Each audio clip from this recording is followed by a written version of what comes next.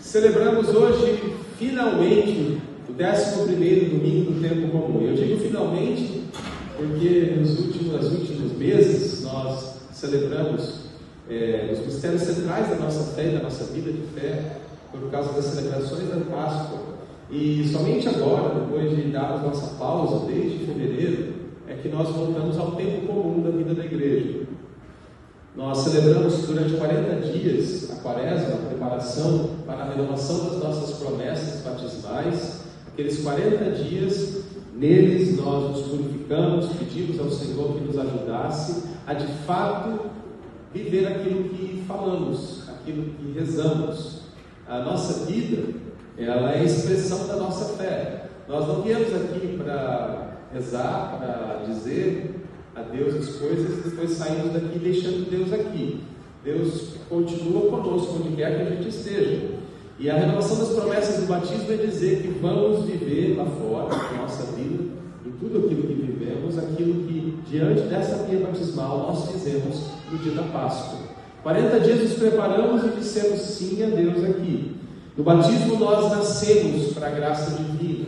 Algo sobrenatural aconteceu em nossas vidas. E mesmo não sentindo, nós nos tornamos parte da vida divina. Somos assumidos por Ele, somos filhos adotivos, filhos do Filho de Deus, Jesus Cristo. Recebemos a maior graça que podíamos receber, pura graça, de graça recebemos. O Evangelho hoje termina com essa expressão: de graça recebestes, de graça deveis dar. Aqui do batismo compreendemos que antes que pudéssemos pensar em Deus nos amar, Ele nos amava. A segunda leitura de hoje, na carta aos Romanos, o São Paulo nos lembra dessa realidade. Vocês foram alcançados pelo Senhor, que se antecipou a qualquer iniciativa humana. Deus é que vem ao nosso encontro antes que pudéssemos nos arrepender. Quando ainda éramos fracos, quando ainda éramos pecadores, Ele veio e morreu por nós. A morte de Cristo é a reconciliação das nossas vidas com o próprio Deus. 2000 anos atrás, o Senhor nos buscou. Antes que pudéssemos estar aqui, antes que pecássemos, Ele nos perdoou, nos amou.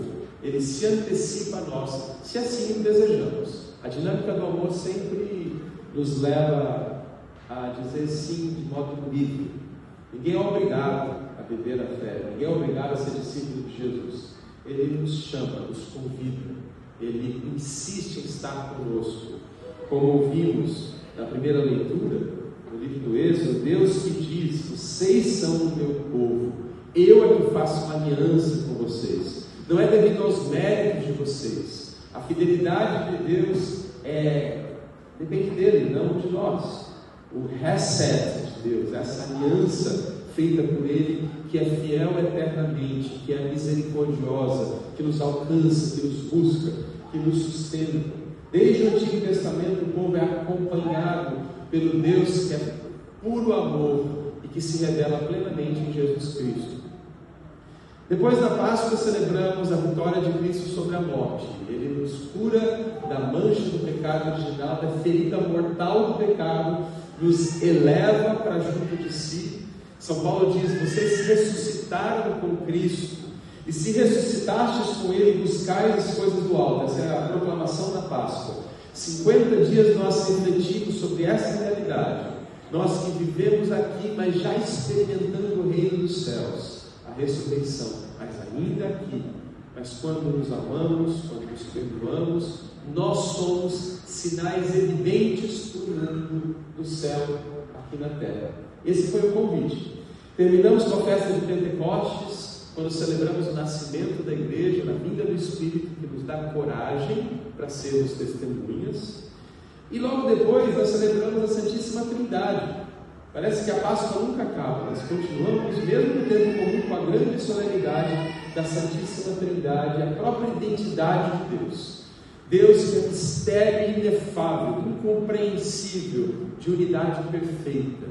O amor do Pai pelo Filho, no Espírito Santo, um só, uma só divindade, mas três pessoas. O grande mistério que não compreendemos.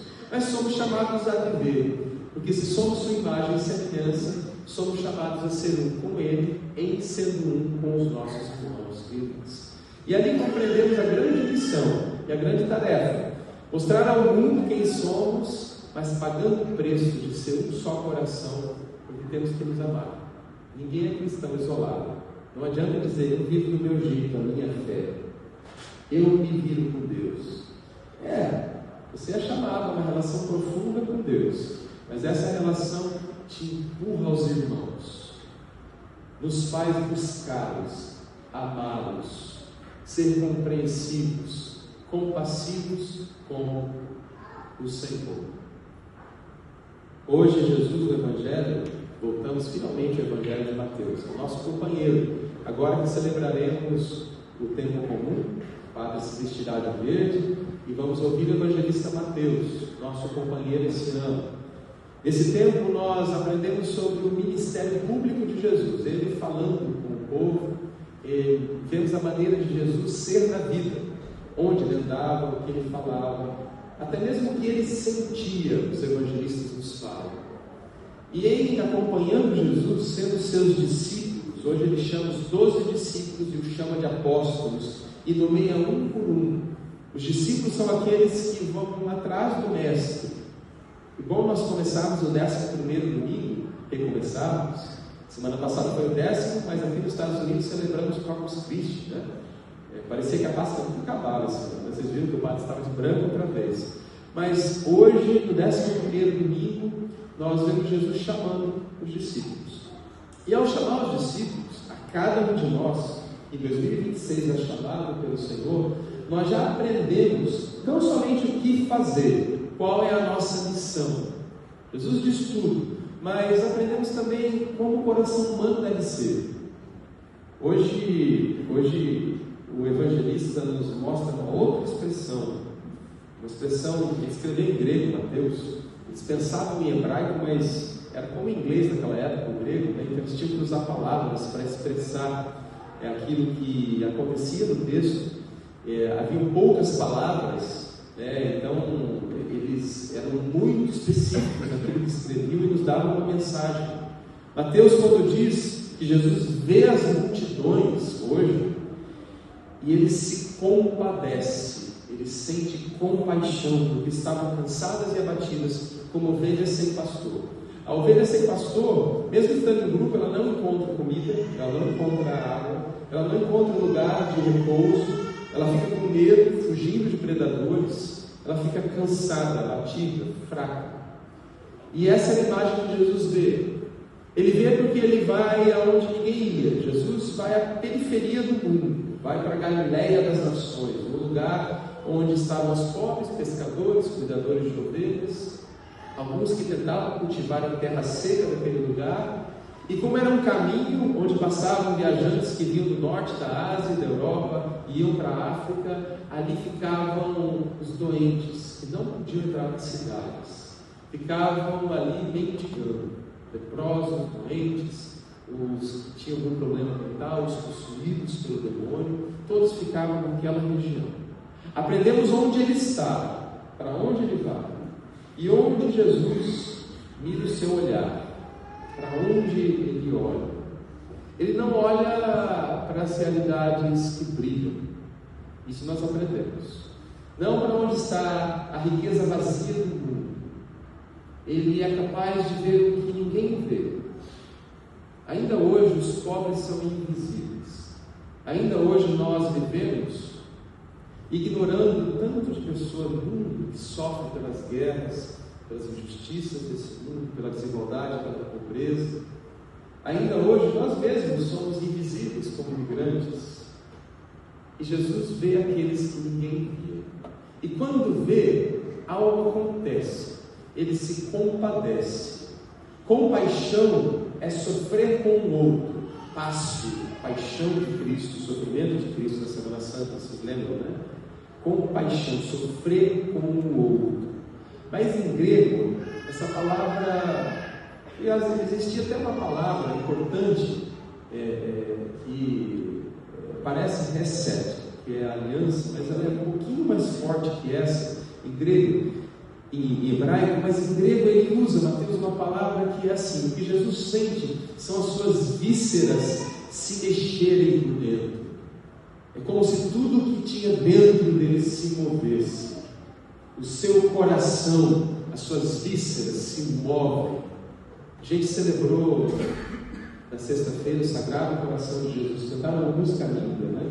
Jesus, fazei o nosso coração como o teu, um coração de carne, compassivo, Senhor.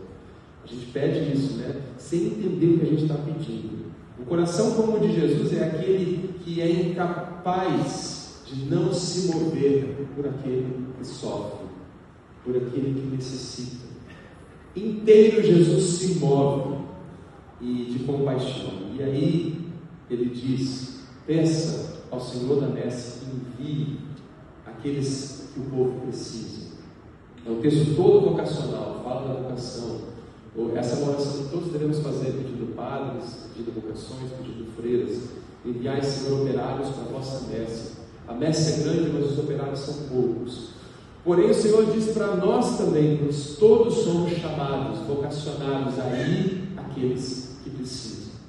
A enxergar no mundo seres humanos que, mesmo exteriormente parecendo estar bem, estão secos, mortos por dentro. Nós mesmos, necessitados que somos do Senhor, nós fomos alcançados por Ele. E Ele deseja nos dar a graça que nos faz todos os dias, que nos faz continuar, mesmo que tudo em nossas vidas pareça tentar nos parar, nos faz continuar. Hoje o Senhor pede que nós caminhemos junto dele. Hoje Ele chama os 12. Hoje Ele dá nome aos bois, como dizemos em português. É bonito ouvirmos, né, os nomes dos discípulos: Pedro, Simão, que ele chama de Pedro, seu irmão André. Pedro, tão cabeça dura, tão covarde. Até o final do Evangelho estava assim, mas Jesus o chama. Ele chama Tiago e seu irmão João, 2 homens cabeça dura, sangue quente. Quando não aceitavam ele, eles queriam matar eles. Tem um trecho do Evangelho: o Senhor quer que a gente mande fogo do céu para matar todo mundo? E Jesus diz: para com isso. Mas mesmo assim ele chama a eles. Mateus, cobrador de impostos, o publicano, o pecador público, a pior espécie que existia. Era um fiel judeu, mas servia o Império Romano. Ele cobrava abusivos impostos, que era corrupto. Mateus não podia nem chegar perto das igrejas. E Jesus chama Mateus, que é quem nos escreve o Evangelho. E diz o texto: o cobrador de impostos. Simão o Zelota. Zelota era um tipo quase terrorista do tempo, que tentava fazer justiça com as próprias mãos. Um grupo muito ruim. E depois ainda chama Judas. De todos esses, Judas abandona o grupo no final. Mas todos os outros, aquele bando que seguia Jesus, eles seguem atrás de Jesus e aprendem a ter compaixão, aprendem a amar para além das aparências, a doar as próprias vidas. Quando ouvimos os escritos de João, de Pedro, no final de suas vidas, das suas cartas, a carta de Pedro, a carta de João, vemos homens que foram transformados pelo amor e que gritam amor. João diz: Deus é amor. Pedro insiste: amados, amem-se uns aos outros. Aqueles homens foram transformados no caminho, que caminharam com o Senhor. E a liturgia hoje nos chama a isso. Em 2026 nós somos os discípulos, chamados pelo nome, por alguém que conhece o nosso pecado, as nossas misérias, as nossas falhas, o nosso egoísmo. E mesmo assim nos chama pelo nome para seguir junto dele. Insiste: venham comigo. E insiste: a nós que somos fracos, de graça recebestes, de graça dada. Peçamos ao Senhor que nesta santa liturgia, ao reiniciarmos o tempo comum, que a sua voz nos chame, que ouçamos nosso nome pronunciado da boca de Jesus, que hoje mais uma vez insiste em se dar a nós na Eucaristia. O mundo tem fome e sede do Senhor, e Ele nos escolheu para irmos à messe desse mundo e levarmos a mensagem da reconciliação, do amor e da paz. Amém. Em pé fiquemos.